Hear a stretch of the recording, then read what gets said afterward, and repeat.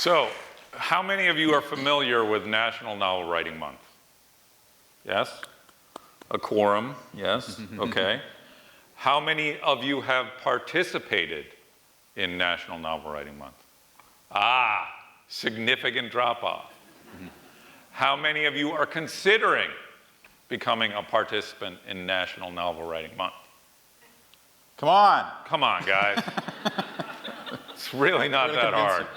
50,000 words, what's the big deal? Are there any among us who are participating this month? Are you guys crazy? Should be writing. What are you doing? What are you doing? Did you make your word count for today? You did? Yes? Yes? No. Hit the bricks, buddy. There's still time. That's right. That's right. You're on a midnight deadline, fella. My name is Ian Belknap. I run a show called Write Club, which is about a different kind of speed than you're about to hear from Mr. Faulkner. May I call you Grant? You can. All right. I'm going to do so. None of you may. So Grant, tell the people about National Novel Writing Month, the activity, and the organization. Okay. Tell them a little bit about why, if they're on the fence, why they would want to do it. Okay.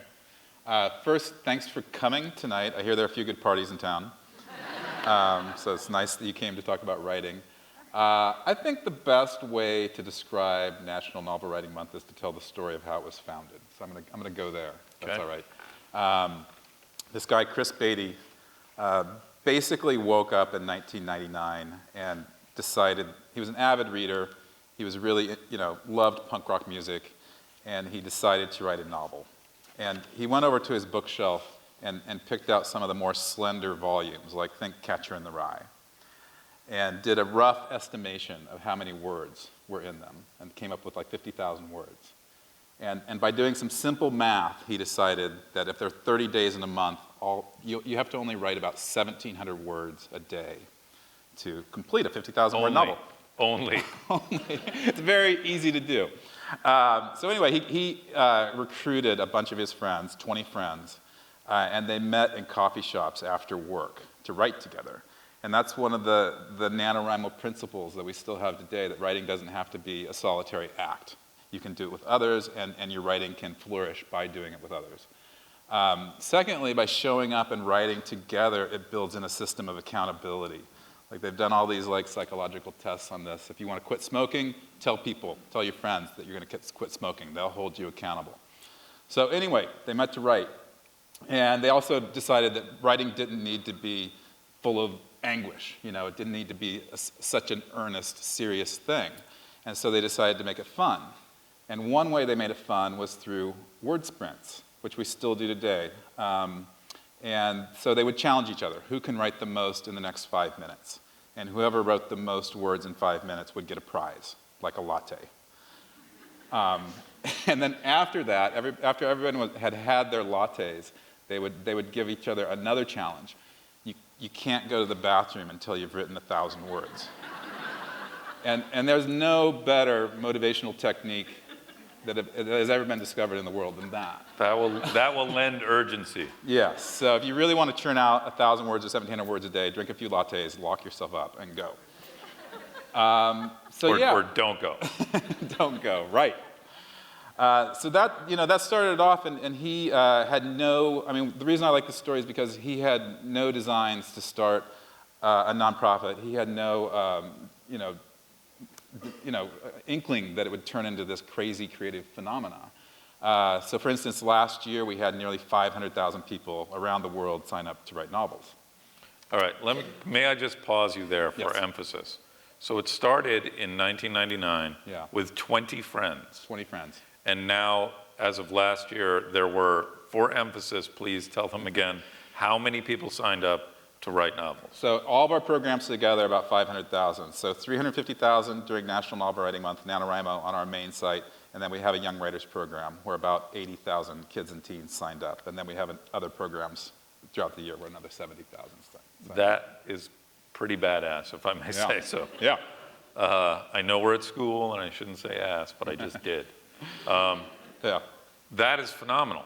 And so when did you come to be involved in the organization? I came 5 years ago. This is my 5th year.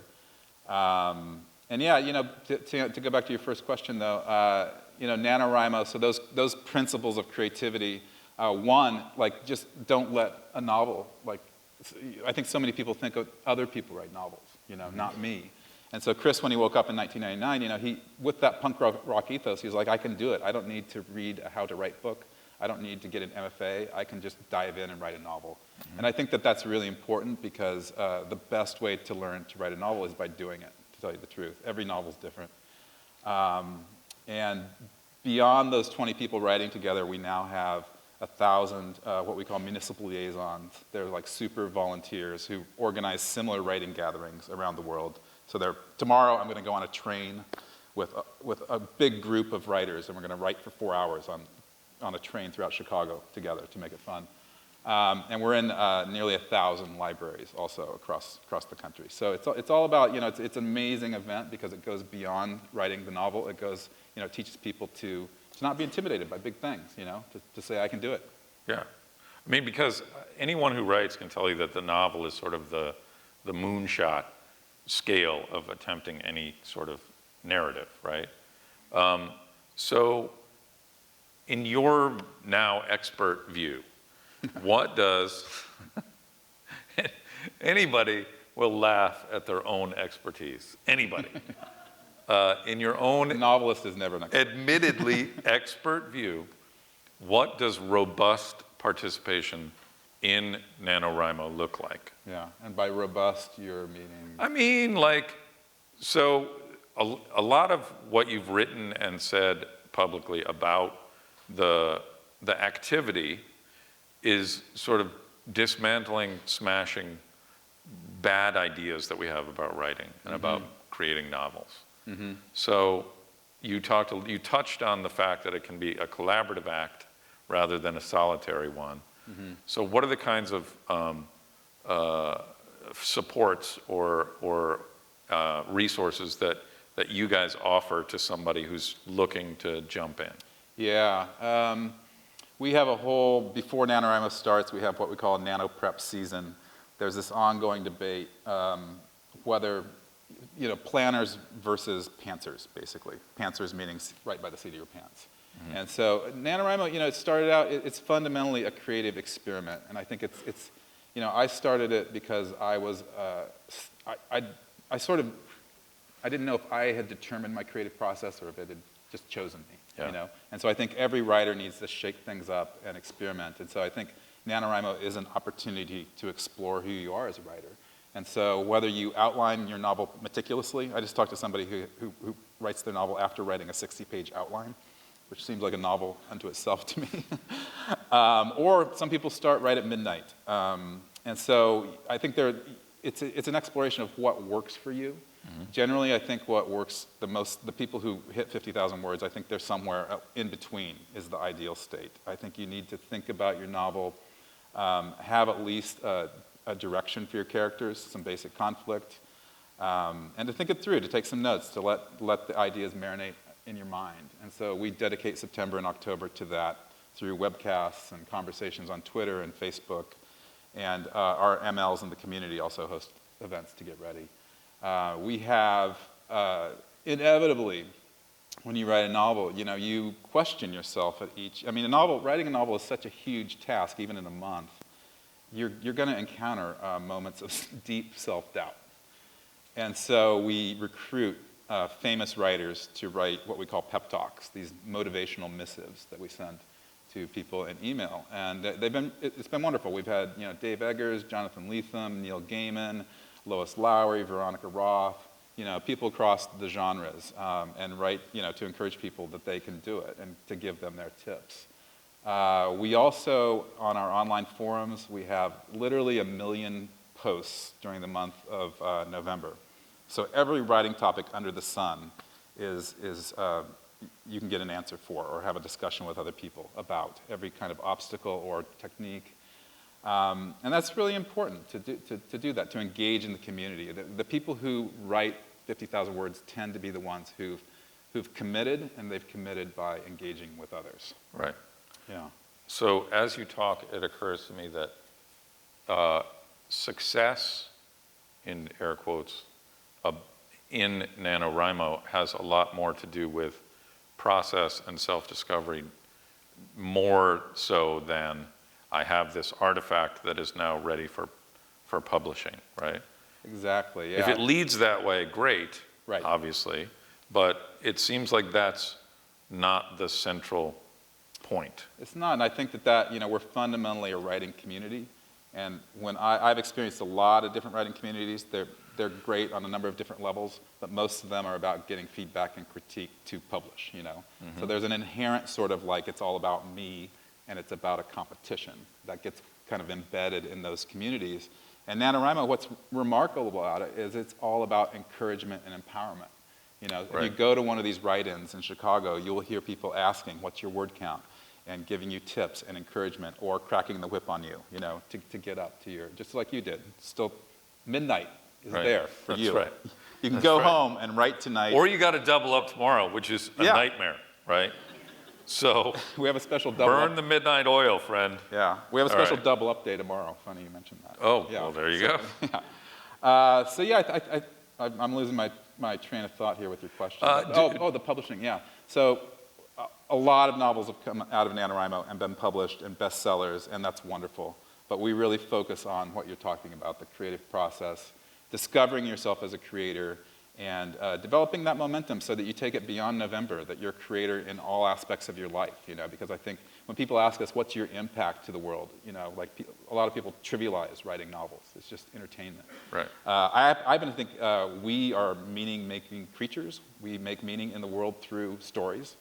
And if you can discover yourself as a creator and write your story, your way, you go out and you're a different person. You're a different parent, teacher, manager, employee, whatever. You're going to change the world.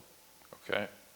So after this, you guys each have to go forth and change the world. Absolutely. Okay? That's a requirement. That's the thing we... And it by midnight, because the clock resets. Yeah. So I'm interested in, we talked a little bit about this on the phone. I talked to Grant on the phone before we got to hang out. We had a 15-minute conversation. About sort of, this is a very democratizing enterprise, right? We have a lot of sort of rarefied ideas about what a writer looks like and what a writer does. And this is very demystifying and action-based rather than sort of fret and worry and wring your hands. It's just, there's no time for any of that. You just get to it, right? Yeah, I think having that pressure, I mean, we say having a big goal, a goal and a deadline is a creative midwife, functions that way. And I think when a lot of people set out to write novels, for years, I was one of these writers who, I called myself a plodding, precious writer, because I didn't have a deadline. So I would continually, write one sentence or one paragraph or one chapter and then go back and just continually perfect things, which is fine, except that the novel didn't ever really move forward. And the thing about NaNoWriMo is it puts that pressure. You've got to do it in a month. You don't have time to second guess yourself. So you're diving in, and you might go on some crazy, ridiculous tangent to further your story. But that crazy tangent might end up being the best idea that you write all month. And if you revise your novel, only about 10% of that rough draft is going to go into the final product anyway. Right. So the premise is to banish your internal editor that's holding you back, and to just really go in and explore your ideas. You're going to tap something different and really important. And I think that's where most books, that's all books, that's how they connect with readers. It's when the author is going deep, and really making him or herself vulnerable on the page. And I think NaNoWriMo helps that happen. It creates a channel. But quick, by show of hands, who among us struggles with perfectionism, right? Especially with words. Right. And so the thing, I've only done NaNoWriMo once because I'm cowardly. It does take a certain bravery. But I found that it really smashed that precious tendency that you were talking about. Because I would obsessively rework a paragraph until it was, you know, nothing was left of it. And so this just is all about forward momentum, right? And I think the harnessing of momentum and the enlisting of help in getting momentum is really critical to this, right? Right. Because my experience of, because I went on some of the online forums when I was doing it, and I was blown away by how practical everything was, right? Because it's about hitting that word count. It's about advancing, moving the chains, right? Yeah. And so that brings me to this idea that came up in a number of articles that you've written about NaNoWriMo, which is a connection between the act of writing and sports, right? And I would like you to talk a little bit about how that is and why, because you just said it's not a competition, right? So how is it sport-like? Yeah, I think it is a competition on a certain level. It's a playful, friendly competition. And that's like when you go to a write-in and people ask you what your word count is. People are competing on a certain level of who can get the most words. But it's really, in the end, a competition with yourself. And I think that's how it applies to sports. I mean, I oftentimes use climbing a mountain, right? Right. I mean, you know, you look at that mountain, I want to go to the top. You start out, and that initial first leg, you know, you just feel so full of promise, right? You got your energy, you're climbing, you're making progress. But it's that middle section of the mountain that is the most difficult. And that's when you've got to, you know, really strategize, you know? Like looking at the mountain from afar, you can't see that you're going to have to wind your way around some crazy steep rock face. And so that's when you have to look within. And I think that this is like when we have people drop out of NaNoWriMo, it's when they hit that block and they don't plan for those lapses or those obstacles.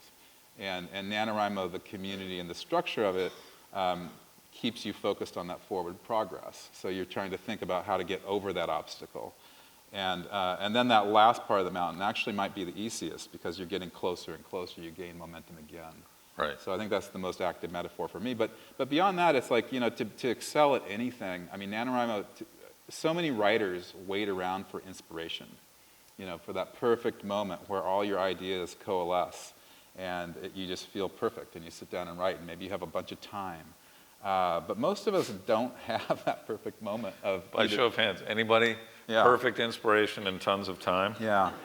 No? Very few novels have been written just from one pure hand, inspiration. Yeah. One wise guy hand goes up. Yeah, good. But you know, you can't wait for inspiration. I always say you find inspiration on the page. You find inspiration when you write, you know, and to write a novel, it's not about the big thunderbolt of inspiration. It's all those tiny moments, you know, that you find when you sit down and you show up. And so I think to get better at anything, but maybe in particular sports, it's about practicing.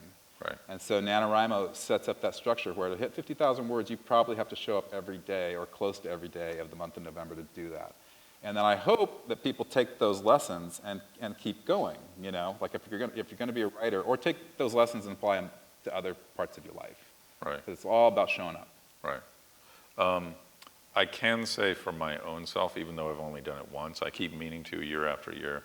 But, you know, World Series and Thanksgiving and, Yeah. you know. But so I have noticed that I generally, as a writer, it has made me far less tentative and much more venturesome, much more willing to try. So you came to the organization as a participant, right? I had participated. The first year I did it, as I was saying, it was a creative experiment for me. I was like, I've been writing the same way for 20 years. Let's shake it up. Right. Yeah. And so what, in your conception of yourself as a writer, as in the practice of writing, what has this gained you? I think just what you were saying. It's amazing how, no matter how seasoned of a writer you are, when you open up your laptop for a new writing assignment or a new writing project, I've never talked to a writer who doesn't have moments of self-doubt or something that hinders you from just that basic question, can I actually do this? Right.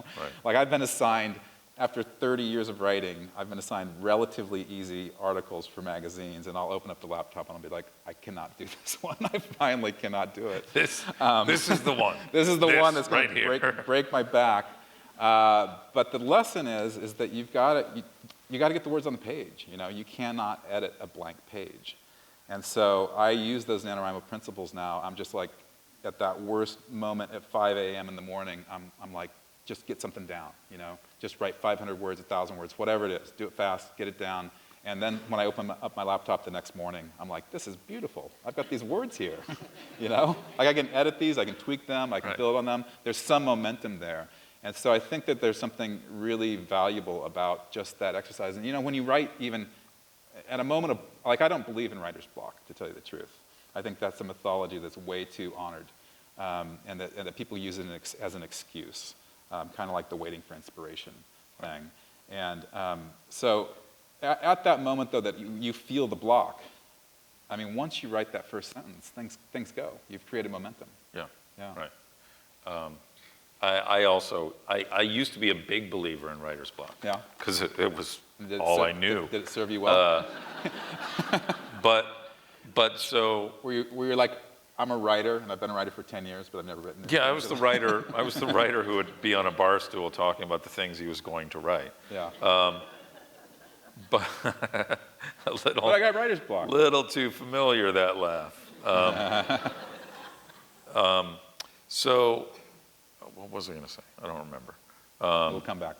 Oh, but so, if you could speak a little more generally about the preconceptions about what it is to be a writer, the needful suffering of the writer, the sort of esoteric nature of being a writer. Yeah. All of these ideas that I mean, I think a lot of people who even practice the craft of writing are a prey to, right?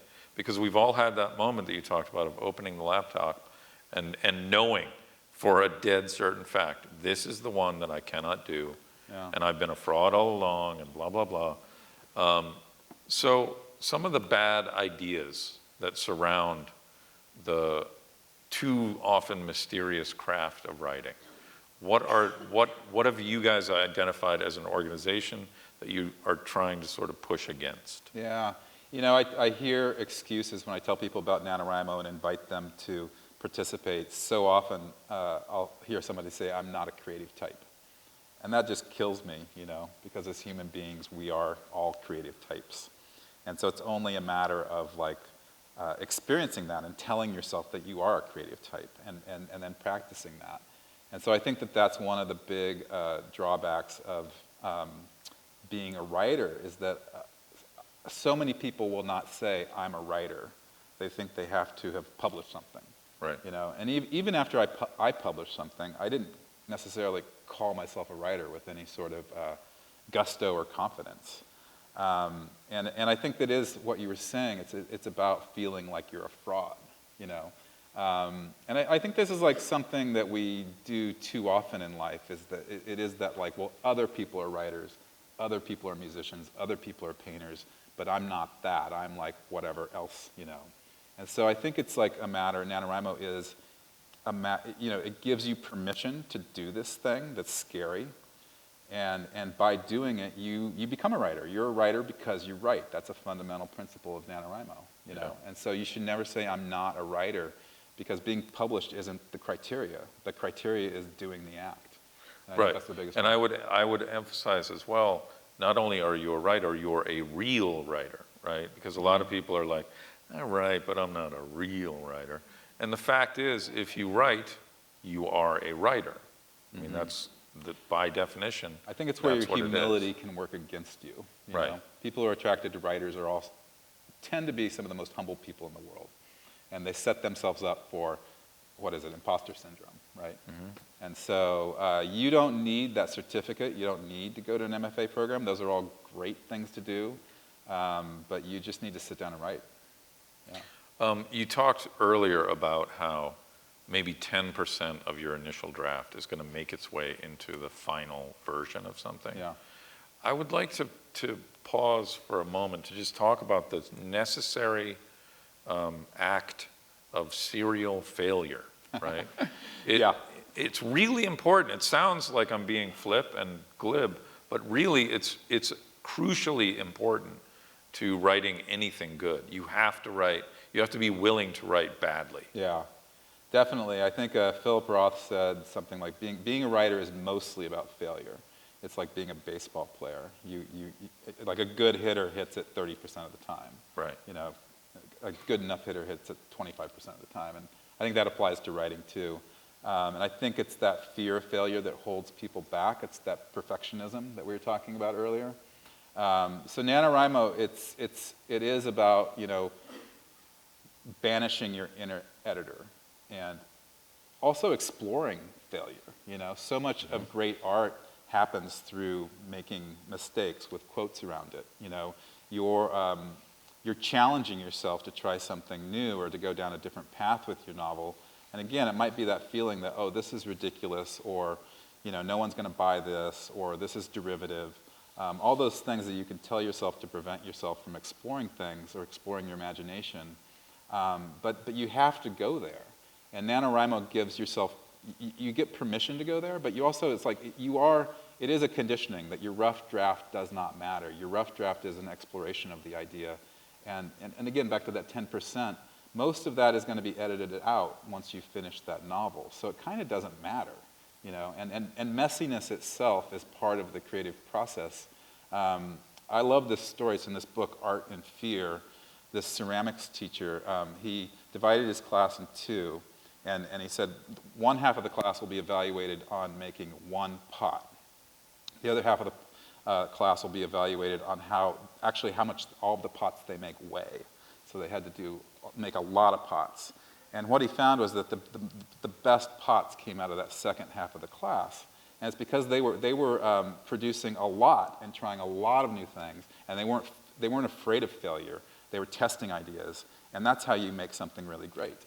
And whereas that first half of the class, we're just kind of endlessly kind of chiseling and perfecting one idea. And Right. so it was less exploratory, I guess. So one of the things that strikes me about the organization and the activity is there is a joyousness to it. There is a sense of pleasure in the act of creation, not the byproducts, not the outcomes, but the act itself. There is actual fun to be wrung from writing, which sounds counterintuitive, but it's actually the case. And I think that's something that NaNoWriMo does beautifully, is to amp that sense up and to encourage people to have fun, right? It's true. Writing and fun are uneasy bedfellows in most minds, right? But I think you guys do a great job of striking that balance between impossible goal and have a good time doing it, right? Yeah. So what are some of the things that you guys... Well, this train I'm going to get on tomorrow, you're all welcome to come. You can sign up for NaNoWriMo. It's free on the web. You can home, what we call home. You pick Chicago as your region. So you get all the missives from the Chicago MLs. And you can come. We're meeting, I forget the details, but getting together and writing on a train, most writers don't do that. You know, they sit at home and bang their head with their 10th coffee cup or something, alone. And so this premise of writing together and doing it in kooky places sometimes in a cafe, sometimes on a train. Some people have done it at Disneyland. And so it's inviting in that sense of the world, that you don't have to be alone, you don't have to be anguished. And there's a playful spirit that's just part of everything in NaNoWriMo, you know. We create that in our offices as a nonprofit, but it's really created by the community. So many of the wonderful things come directly from the community, and they have embraced that spirit of playfulness, and they pass it on, basically. So if you go on the forums, all those writing topics in the world that are being discussed there, they're being discussed with a really playful energy. Like people will share, I think because there's this permission to value quantity over quality, or to search through quality through quantity, you're less attached to the preciousness of your words. And so in the forums, people, or at write-ins, people will share, their worst lines, their most ridiculous moments. And most writers don't do that. Most writers are very protective. Like, I'm only going to share my most mellifluous sentence, or paragraph or story, whatever. Excuse me. But NaNoWriMo, there's this joy in being like, look at this kooky, crazy thing that I wrote, and sharing it and laughing about it. And I think when you laugh about yourself as a creator and you take yourself a little less seriously and you're with other people in a playful spirit, it's interesting how that enhances your creativity. It just occurs to me that so much of the response to any creative act is entirely subjective, right? The notion of quality is, as many people are sitting here, that's as many conceptions of quality that there are, right? But quantity is measurable. Quantity is objective, right? If I can measure my success by, I have either written 50,000 words or I have not. And in the one time that I did it, I did not. I got to like 35,000, but it still felt like a success, right? Because that was 35,000 words that never had existed before. Probably 34 plus thousand of them were hot garbage, but so what, right? I think he wrote 3,500 good words, per my 10% principle. And they were non-sequential. They were isolated. Yeah, but still. Right. Still. So I feel like the underlying ethos of NaNoWriMo is just an open invitation always to participate, to take part, right? Right. So if any among us here are still frightened, are still wary, are still judging their own work in advance of it actually existing, what would you tell them to give them the nudge? It is free. You have nothing to lose. I think that it is important. A lot of people, it's amazing how many people sign up on October 31st and they don't have a novel idea. I mean, when I talked about getting ready in a robust sense, you don't have to. A lot of people have signed up on October 31st and had a great experience, and they have written best-selling novels as a result. But more it's about the act of doing it. I mean, when you said that you failed at 35,000 words, 35,000 words is amazing for a month. Yeah. And I encounter people so often. I'll be at a party or something and somebody will find out what I do for a living and they'll kind of walk very sheepishly across the room and apologize for only writing 10,000 words. But I'm like, 10,000 words in a month, you do that every month, that's 120,000 words a year. That's a huge novel, And so there is no failure. The failure is not doing it. We have a saying that everyone has a story and that everyone's story matters. And I encounter so many people who say, I want to write a novel someday. But someday rarely happens. When you say, I want to do this someday, you got to make it happen today. And NaNoWriMo is this opportunity to make it happen. So, and we have, actually I should say this too, a lot of people just do it for the pure joy of writing and writing with other people. They have no intention of revising their novel or publishing it. And I always say, like, if people go out and dance together on Friday nights, they jog, they cook, they do all these things that don't have to be professions. They just do it for the act itself. And you can have a great time writing just for the sake of writing, just to explore your imagination. That sounds like a pretty good goal. Yes, absolutely. Everyone's going to sign up. So I'm interested, as a final question, before we get to some Q&A, because I know you want to It's gone fast. have less of me and actually ask the expert. So if it is the exploration of one's own creativity, and if it is rediscovering or discovering for the first time a sense of play within a serious discipline, right? Mm-hmm. What then would be a spectrum of success, right? There are like you said, best-selling novels, and that's great, and that's wonderful, and that they have, engaged in this punishing crucible to come out the other end with something amazing. Yeah. But, like, what other kinds of good experience or success can people have? Yeah, I think it's so easy to let time go by in life, It's so easy to, it would be so easy for everyone in this room to just spend time on social media and binge watch shows on Netflix. And you would exit the month, it would be a perfectly pleasurable, comfortable month, but you would exit with no memories, really, that would last you a lifetime, no gift of anything that you did. But if you write a novel, I guarantee you will remember this month. It will be a different experience, and you will exit that month with a novel, and it is a gift to yourself and a gift to the people around you. So I think that's the biggest thing that we offer people. I think that's pretty great. Yeah. The last thing is, a lot of people will sort of look to precedent for sort of permission, I guess, to act. I was not surprised to learn that obviously Kerouac had a sort of practice where he just was, typing on rolls of paper. And Dickens was, paid by the word, clearly. And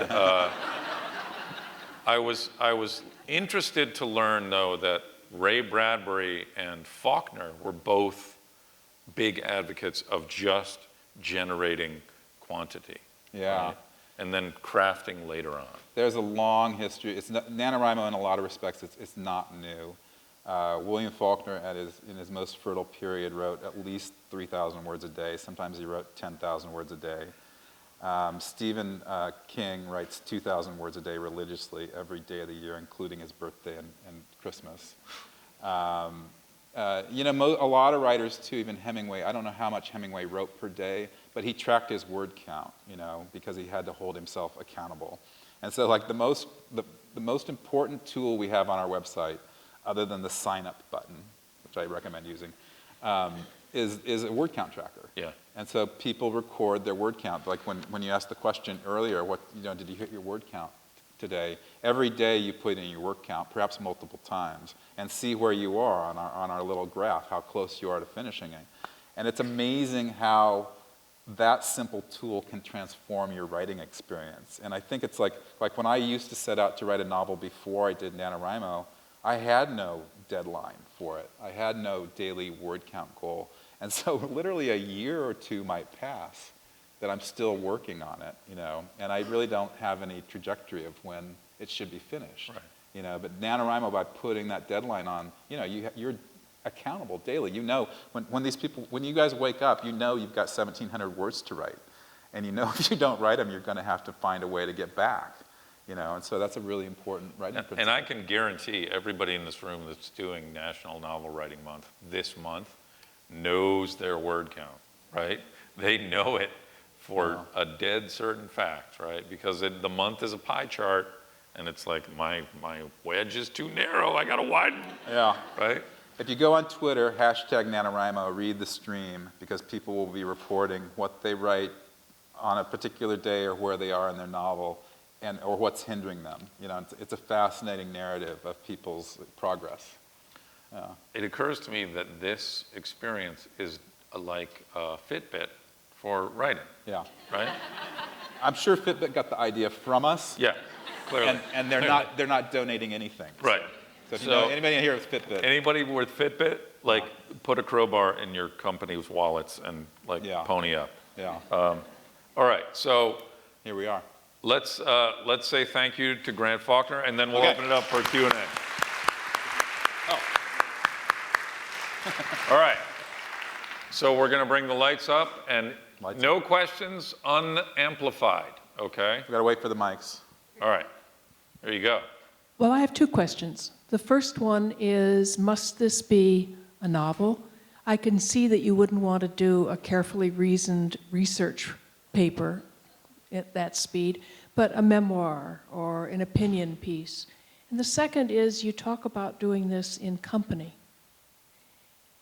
I am remembering two of my college classmates who shortly after graduation, each with their respective husbands, wrote some pornography together, as the couples did. One alternating chapters, and they sold it as split shift sex, and another simply left it was a long time ago, in the typewriter, and whoever was in the mood to write pornography sat down and did it.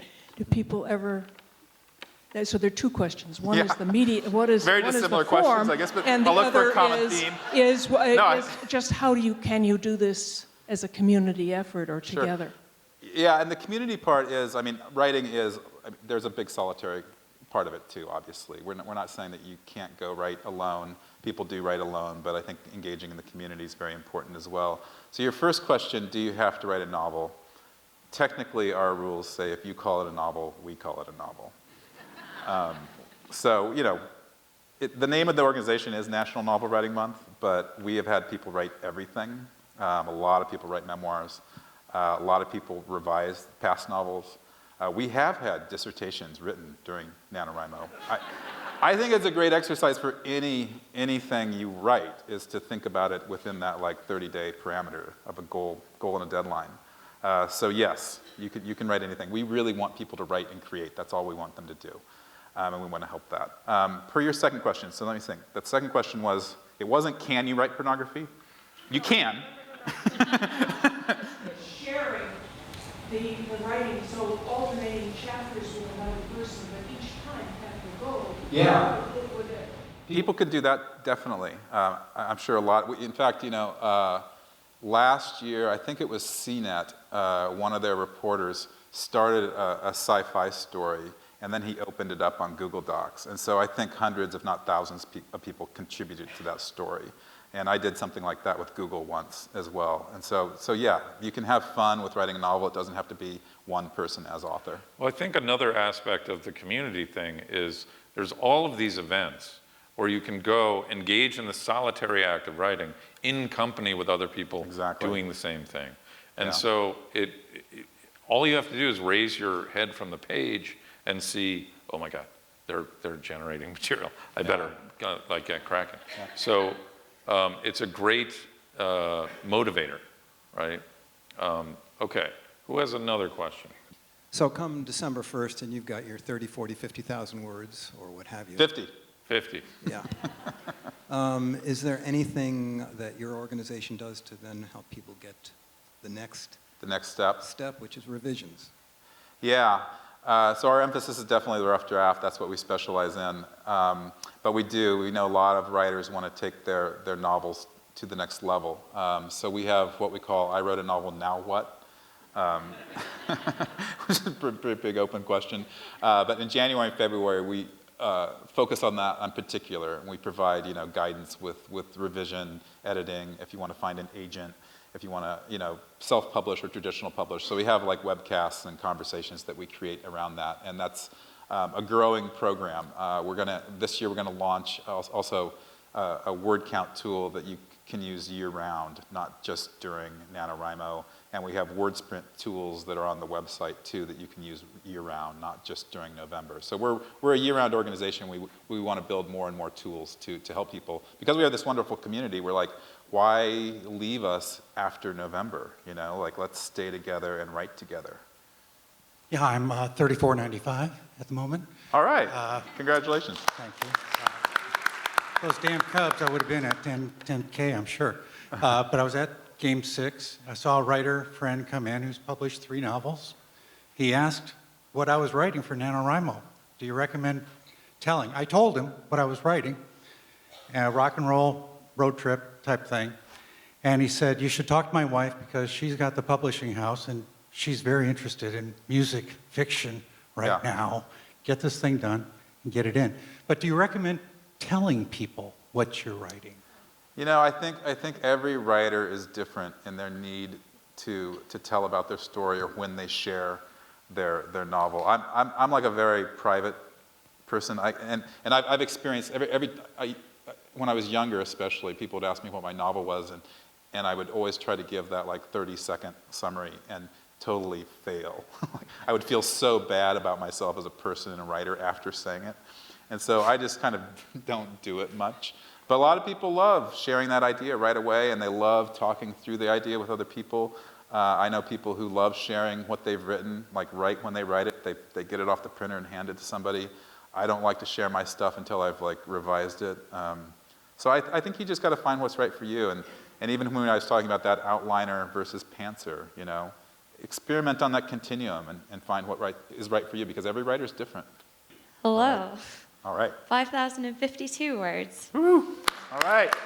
However, I feel like I can do this every day if my friends and family stop trying to make plans with me.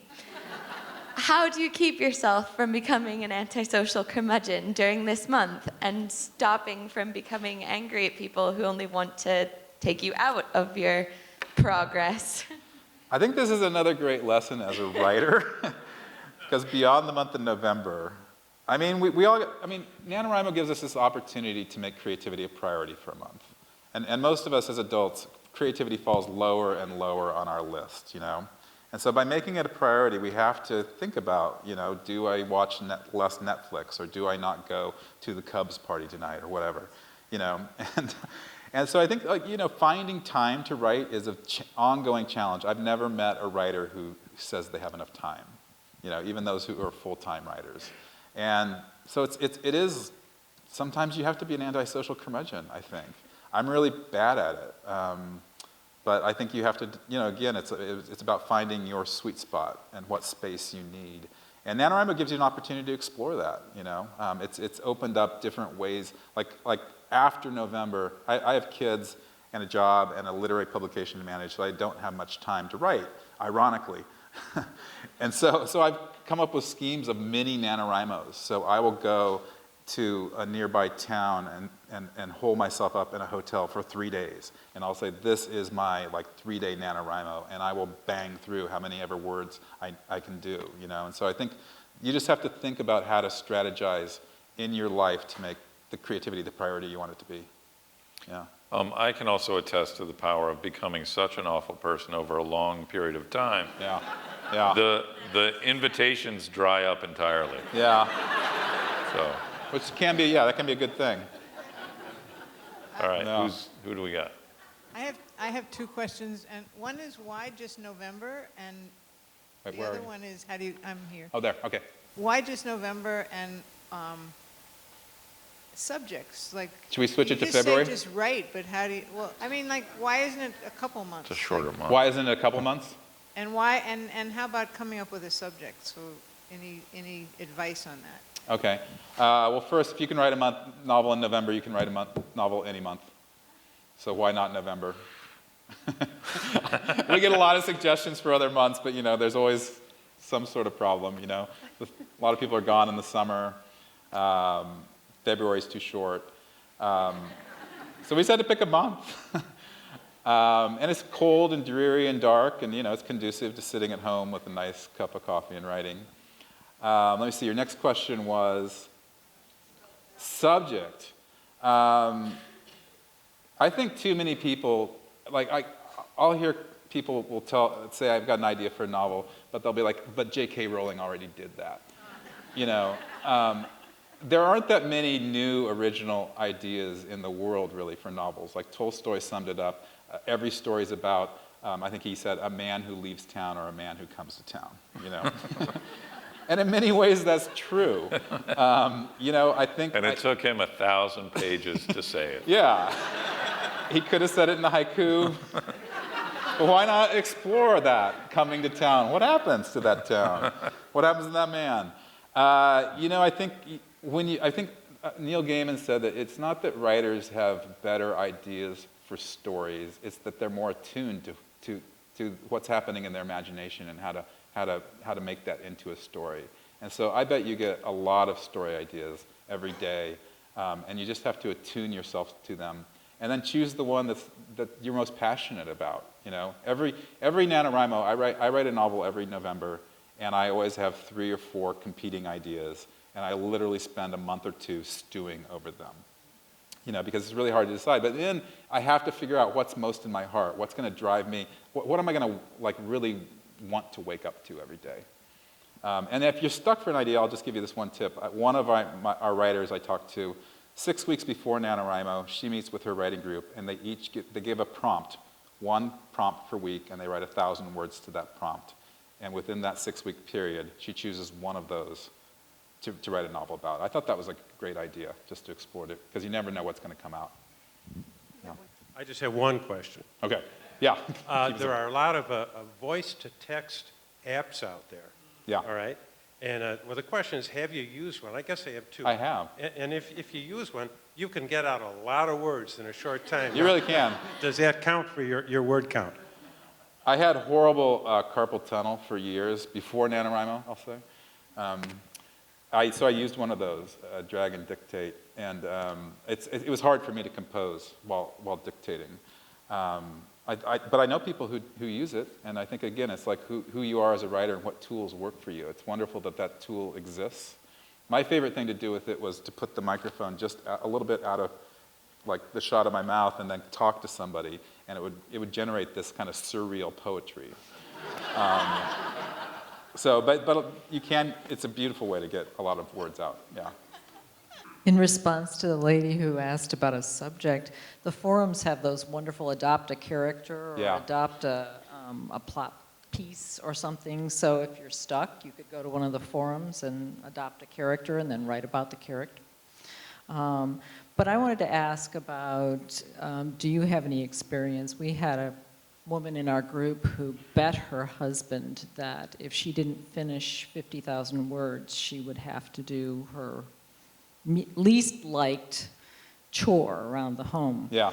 which was doing laundry. And if she did it, he would have to do her laundry for 6 months. Have you had any experience with not only the challenge of getting 50,000 words, but of an external challenge? I think that's beautiful. A lot of NaNoWriMo writers motivate themselves through a reward system, and that's a great one. I heard somebody they did the classic thing where if they didn't hit the 50,000 words, they were going to have to donate to a charity that they just found repellent. And I cannot do that one. It's kind of like locking yourself up and not being able to go to the bathroom until you've written 1,000 words. So whatever your variation of that. But positive rewards also work. A lot of people will treat themselves to, I don't know, a vacation, a massage, something like that, if they hit their word count. Okay, so I'm 17 years old, and I think that teenagers are very lazy creatures by nature. No. So I was just wondering, like what you do to target like teens and young adults to do this challenge.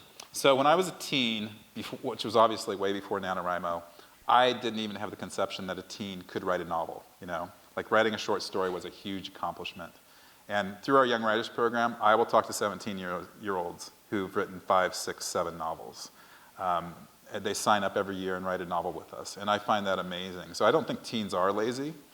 I think in your teen years, that's the perfect age to start writing and become a novelist. Probably because you got more time, maybe, more energy. So no. I used to teach at a high school for the arts, and I taught in the creative writing program.